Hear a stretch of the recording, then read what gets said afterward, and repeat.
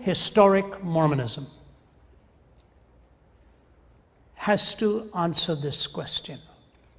When the Christian uses the word cult, Christian, not generally speaking, when the Christian uses the word cult, a cult is generally defined as that which claims to be rooted in historic Christianity, but has deviated or abandoned the finished work of Christ or compromised on his person.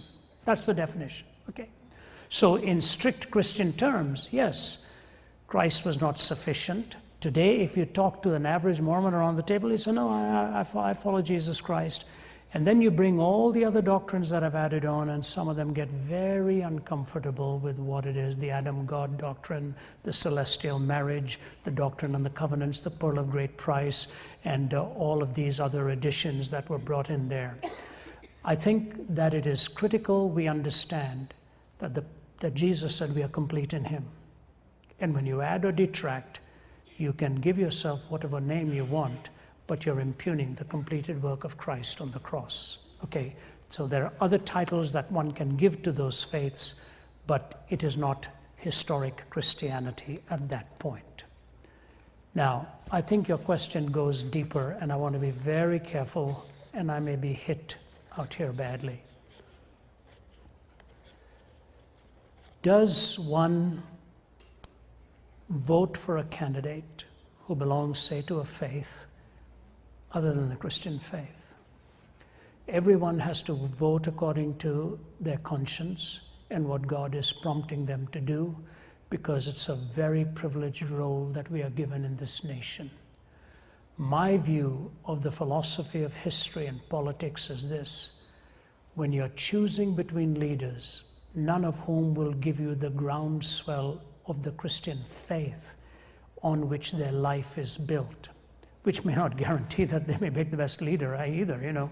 But if that's not there, you have to go for a person who will help a nation provide the best moral soil on which the freedom to believe and disbelieve can actually function. It is on a moral soil that the freedom to believe actually works best, and truth can ultimately triumph. If you have an immoral soil created, then the truth is evicted, and you're not even given to the opportunity of voicing your ideas in the marketplace and in the public setting and in the arena. The Christian faith ought to have a voice in the marketplace. It ought to have a voice in the academy. It ought to have a voice in politics. It ought to have a voice in business.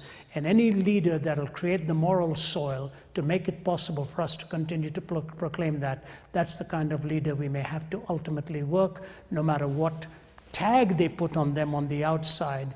If you're choosing between those for whom the Christ is not supreme in salvation, you have to choose one who will give you the best moral soil in order to allow you to live for Christ and live out your faith. That's the implication of the answer that I have given to you. Okay.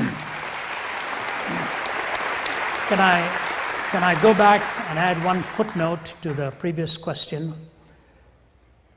And I think it's important I say this because these things are recorded. In theological terms and Christian terms, what we define a cult is the way I have given it to you. A departure from the historic person and the work of Christ has been deemed cultic if it still lays claim to the historic work but has departed from it. But to use it in a general sense, in a general community, in a general audience, is not a wise way to do it. You use that in a setting of theological debate and dialogue and discussion. When the word is tossed around like that in a public setting, because of all the issues we had with people like Jim Jones and others, it brings baggage with the term that makes it much more than what a mere theological discussion would be. So that's a term we leave for the classroom, not for a public arena, because it says much more than what I think one is intending to say with a statement like that. We need to be wise and be mindful of the implications of a loosely used word. It's a very technical word reserved for a theological discussion around a table or a lecture hall.